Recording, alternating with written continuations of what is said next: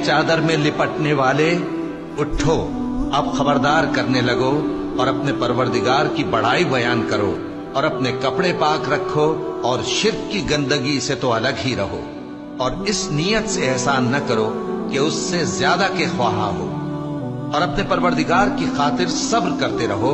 फिर जब सूर फूंका जाएगा तो वो दिन मुश्किल का दिन होगा, यानी काफिरों पर आसान न होगा।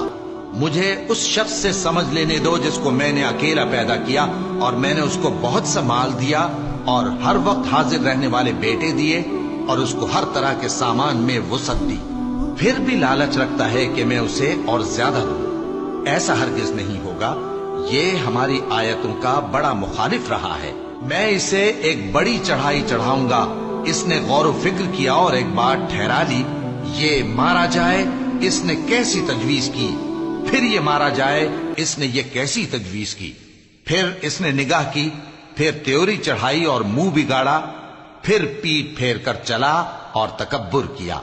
फिर कहने लगा, ये तो जादू है जो पहले लोगों से बराबर होता आया है। फिर बोला, ये अल्लाह का कलाम नहीं बल्कि बशर का कलाम है। मैं अनकरीब इसको सकर में दाखिल करूं।